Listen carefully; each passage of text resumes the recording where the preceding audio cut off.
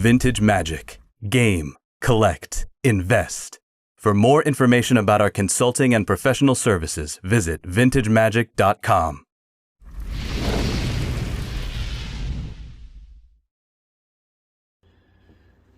Alright guys, welcome back. It's me, Daniel, with vintagemagic.com, and today is Finance Friday. If you're new to the channel, I talk about Magic the Gathering finance, investing, collecting, artwork. I play old school Magic games, Alpha 40. I do everything. Graded cards, high-end stuff, lower-end stuff, whatever. But today's video, I want to address some of the news that's been going on. Apparently, there's been some conversation about some stuff about myself and also Brian Weissman, in particular, opening up a Legends booster pack. 4 packs. And the first pack he opened was an actual English tabernacle that was pulled by him. And there's some controversy on Reddit. So, I want to talk about that also. And in addition to that, I want to talk about kind of like, some other topics related to that.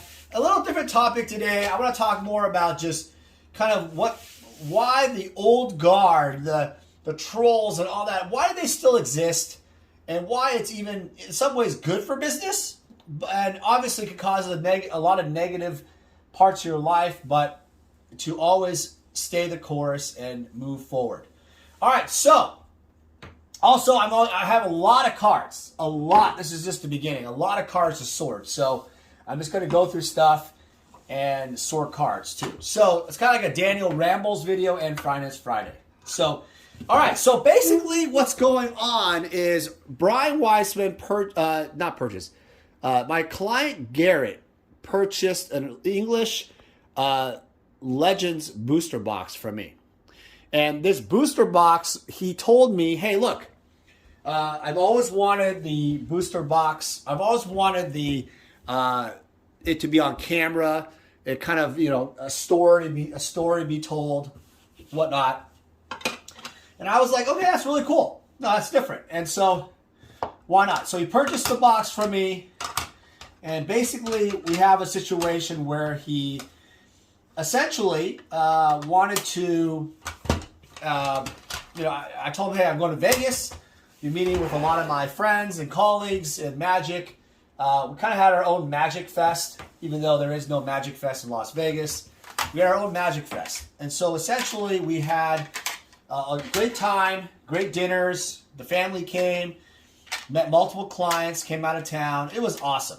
And midst of all this, we opened the Legends booster box, and even my son Scott, he's only 12. He was able to open 4 packs.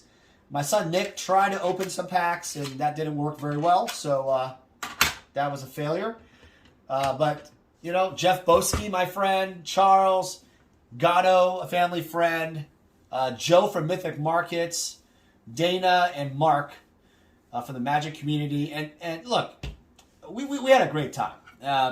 And Brian Weissman posted a really long post kind of talking about kind of his impression of this guy on Reddit accused us apparently of, just basically manipulating the pack. So at a certain point in the opening, the packs itself were not, it was hard to open. So I don't know if you guys have opened older packs in the past, but they are actually really difficult to open in a way where they actually open in a perfect way.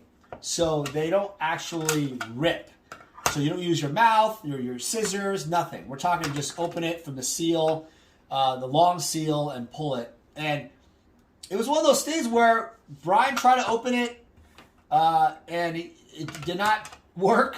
So Dana was off camera right next to him and just helped with opening the packs. So that was that. Well, apparently that whole situation caused a shitstorm, literally, because apparently people did not like the fact that it was, off camera slightly. And then out of nowhere, it's like some kind of crazy I don't know, some kind of crazy card, the Tabernacle, the best card you can get. And people just felt like that was, manipulated.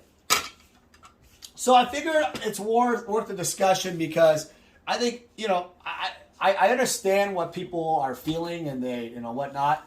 But number one, there's absolutely no foul play in this entire situation. Number one, there's nothing that was going on. Brian already addressed it. His posts on Reddit and I think posts on Facebook also made it very clear on what happened. And what happened was basically the Dana opened the pack, just to open the seal part. Brian just continued on, and the rest is history. And we had a great time. And I think Brian wrote a really great message about kind of how like we were just, it's a very innocent thing. We all had a great time. Garrett was really awesome. Obviously purchasing the box, allowing us to open it on camera. Nothing negative you can say about it. Just really fun. But there's obviously a lot of negativity when it comes to the internet, and it kind of sucks. So I also, there's also been some trolling of the fact that, people always troll me once in a while about why on my website the prices are so high, why they're not even realistic. Also, I've had situations in the past where items were priced incorrectly and I've had to return them, refund them immediately, and then basically people are upset of the fact that, well, I got a refund instead of the cards.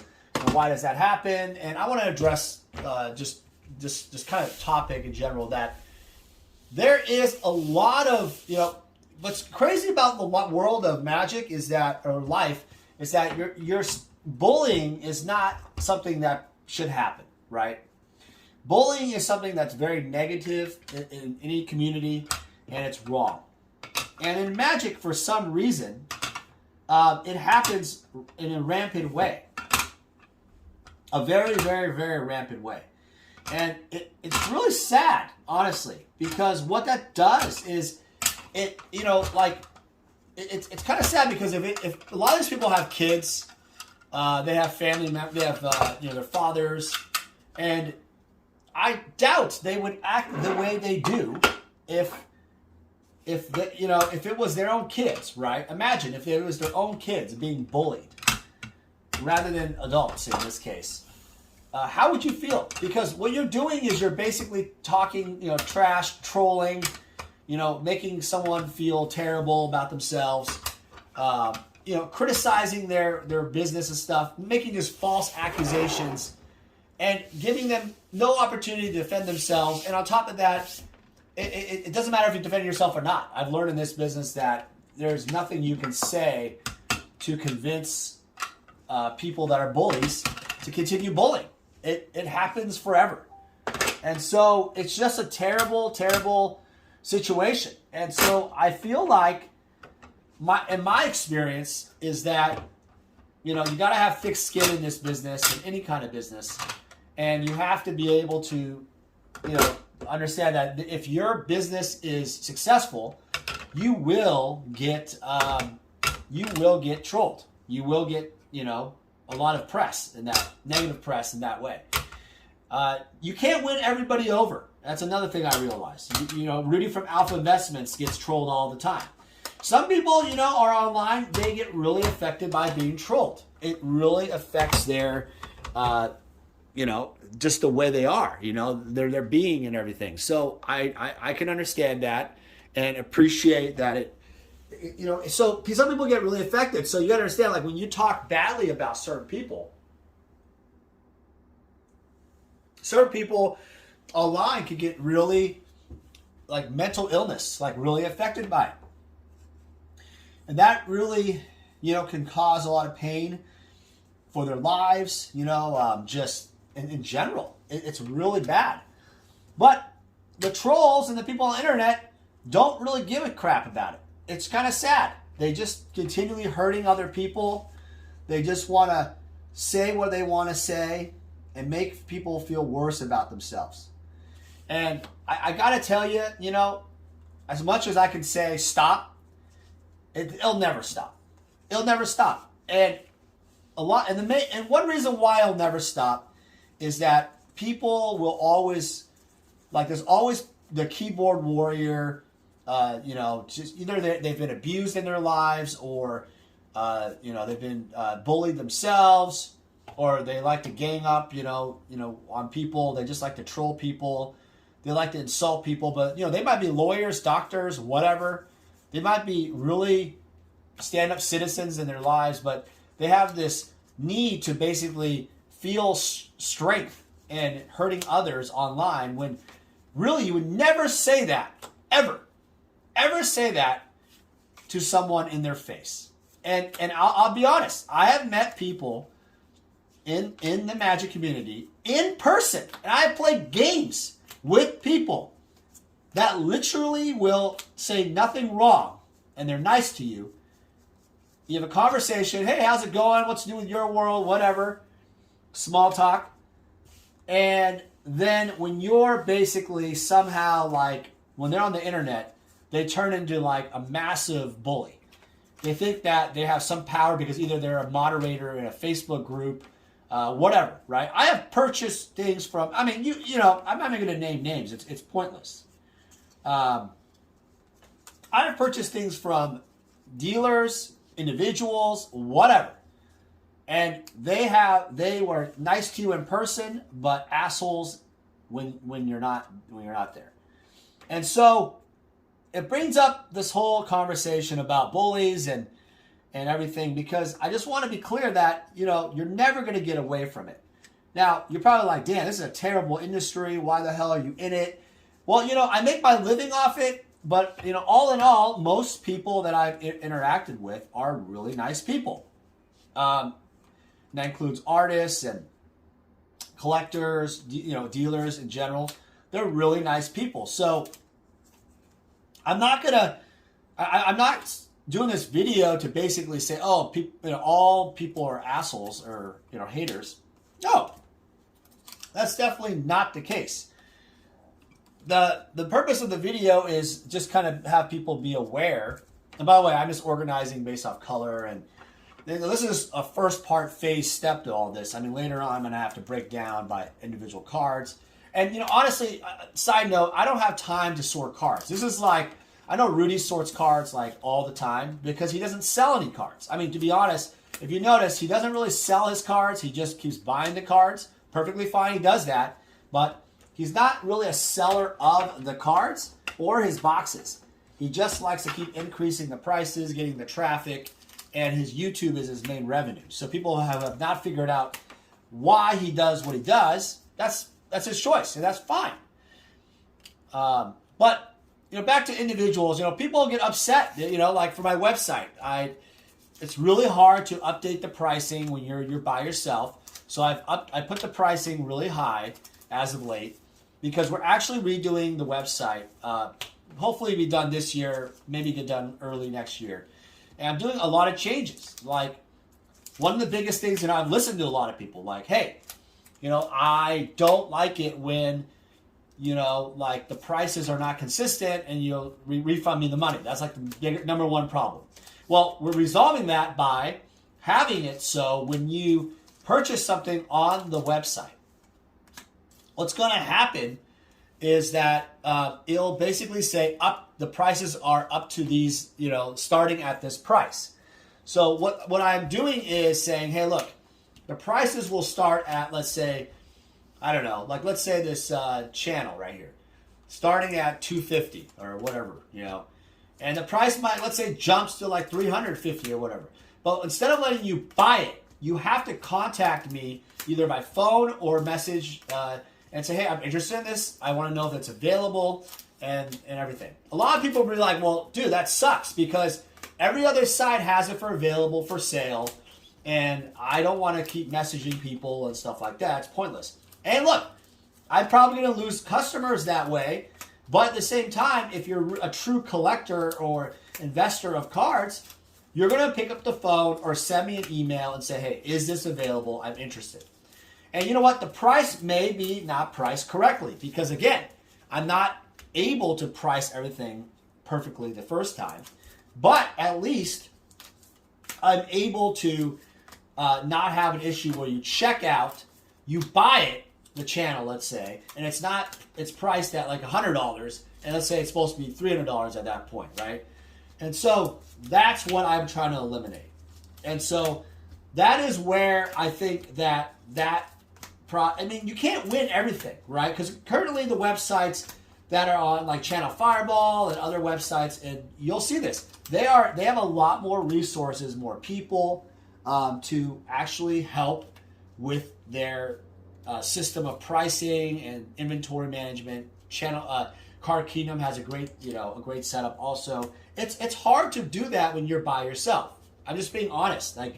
And I'm just trying to be as full disclosure as I can. I understand what everybody is saying, but I don't have the manpower to do that. A lot of you guys are like, well, why do you hire like a bunch of people? Well, hiring people costs money, but more importantly, it's trust. Trust is the hardest part of this business. And I'll go into trust later in the video that I've had people in this industry where I have thought they were my friend, that we could be friends, and I don't have very many close friends. Like Brian Weissman is one of my close friends. I trust him with not only the cards, but my family, intimate discussions, whatever, right? But very few people I can trust, There's only a very handful of people I could say. Others have burned the bridge. They either have tried to either steal or go back on a deal, whatever, right? There's so many things that people have done. These are nice old signatures. There's so many things that people have done over the years that I can't trust them anymore. So with that said, I think it's, a lot of people say, but we're friends because we've done deals. No, you're my friend when you have spent time with me and my family, and I have, you have gained my trust through, it doesn't matter about necessarily years. It's more about just the actions and also my gut feeling and also your actions. So I've noticed that in the community, there's these old guard mentality people who are nice to you at these tournaments. And what's really interesting is I'll see them at a tournament and I'll play games with them and they say nothing. They dare not say anything because in front of my face, I literally will rip them a new one. And I'll make it very clear to them publicly how big of an asshole they really are, right? If they want to play that game. But that's the thing, is they dare not say a word at all to you. Because the reality is, these guys are trying to play this, I think my theory about them is they're trying to kind of it's kind of like a middle school thing, like little like kids school, right? You're trying to like in a playground, and you have these, obviously these moderators and people that are old guard, right? They're the veteran old guard people, right? They are as old guard as it gets, and you know who you are. I don't have to name the names. It's pretty obvious, right? In fact, these old guard people are so old guard that there's actually a new graded group that started because the old graded group, people wanted to leave the old graded group because the old guard people were being unfair. They weren't, they basically were treating the people in the group badly, and a new group was formed, and thousands of people are now in that group. And I'm all for that. Like, I feel like if people treat you badly and unfairly, you should do your own thing. And there are some really great groups out there, like the Alpha 40 group, the Northern Paladins group, the CE Ice group. I got to give a lot of credit to Drew Epstein and Joseph Freshwater. Those guys are a class act. Michael Angelo Russo. Those guys are just class act, They run something that is fair. They're not judgmental. It's not like middle school. And so unfortunately, you're just going to have to deal with people in the community that are just unfortunately just childish. And some of these people, like I said, are like doctors and lawyers and whatever, right? They are businessmen. And they act like whiny little B words, literally. Little girls. Like, no offense to girls, but yeah, they whine. And they're just, it's so, like, it's terrible. Like, it's a terrible thing. They're upset because someone wants to sell something and it's more expensive. They're upset because a card's been altered and worth more now, but then they're the ones that had the foresight to make the cards worth more, and yet there's some kind of, there's some, like, money-hungry person, which is stupidity, because these are your cards. You have the right to do whatever you want with them. If you want to sell them, if you want to rip them up and burn them, whatever you want, right? You can do whatever you want. But does that mean, this is not socialism. This is capitalism. And I really feel like I don't think the old guard is socialist. I feel like there's just, I think when it comes to old guard Magic finance and vendors, it's a different mentality than the players. I think with the players, a lot of players are priced out of the cards, as you see. Alpha cards, the old school cards, all the cards. Freaking moats like $2,000 for a played one. $2,000 for a played moat. For the love of God, right? That's insane. That's insane. Like, for before, right? And everybody was, laughing at me when I was buying Tabernacles for $700. Who's laughing now, right? The cards go up and people insult you for like, oh, you're an idiot. You're buying that. Oh, you're charging too much. Well, what happened? Everything went up. I think I just got trolled recently that I had my website, Torak, at $50 for 4 of them because I didn't want to price it again if something ever changed. And we're going to be doing new pricing anyway. But I'm also traveling quite a bit, so I'm not even able to ship a lot of the cards out. So I have an away vacation function that's going to be on the website. So I was tired of getting orders and I couldn't ship them out for a month. And that's another reason why I price them so high, because so people don't buy them and then I feel bad that I have to ship them out later. So, but it doesn't matter it doesn't matter what I say. People are always going to troll you and get upset. So when it comes to old school Magic players, these are all so expensive, these cards, and they just want to play some games, which I totally get. So that's why Revised and 4th edition is still available. So stop crying about it. Go ahead and buy the white border stuff because they're available. They are available, and then that's okay. Go ahead and play with those. What's the problem with Unlimited? Unlimited's great. I think it's one of the most beautiful sets ever made. Revise is okay. I think 4th edition is a little bit nicer in print quality. But why does this even freaking matter? Like, why are we always arguing over that? And then the next part is like vendors and stuff. Why is it that when you sell, like I buy from vendors who talk shit behind my back all the time, yet they still sell to me. They still sell to me. They sell to me. I go to the vendors. I buy from them. Then I hear like they're talking shit about me for some reason. And then I confront them and like, so what's going on? You have a problem? And they're not willing to talk to you in person because they're wimpy. I don't know what it is. They just have no balls. They're upset with the world. I think this is like a full Unlimited set broken up. They're just upset. And I don't know why this is happening. I don't know why people feel the way they do. But, I mean, look, I could sit here and be like, it needs to stop. The thing is, it's never going to stop, so I'm not going to say it. I'm just going to be like, but why? Why? Why are you upset with yourself? And I'm just going to kind of think about it like this way. Like, these are people who have kids and a family. Is this the way you raise your kids and your family? You're going to spread lies about other people and you're going to lie. You're going to bully. You're going to make people feel badly who also have families and such because you're not happy with pricing and whatever, and you feel like it should be the way you say it is. Is that how this works? Like, it's kind of like saying, hey, I don't like this guy, so you don't like him.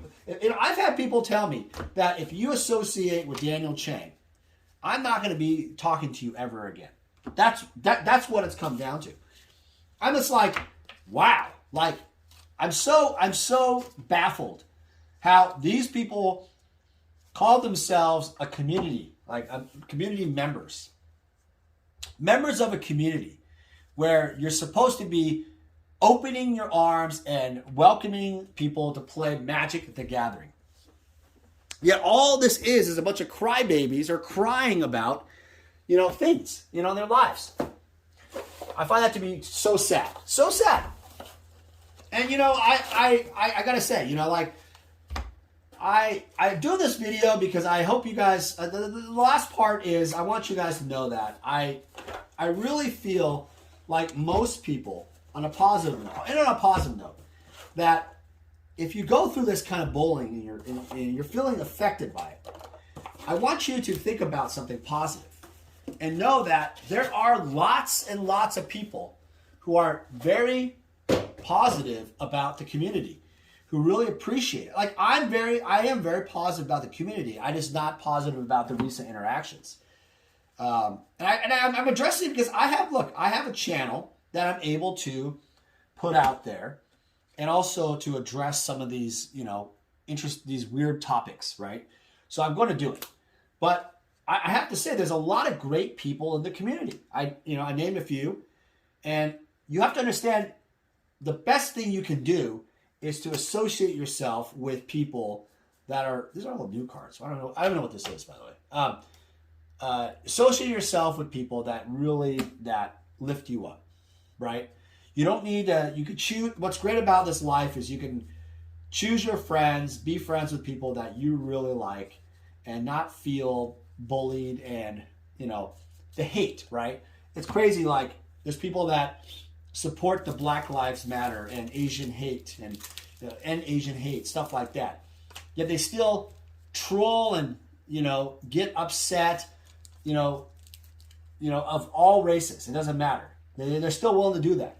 And it's still, that discrimination, that hate is still rampant. It's still around today. Like, making a person feel bad that's in a community, in Magic, just because they sell cards or they don't have their prices exactly what you feel like on a website, it spreads hate.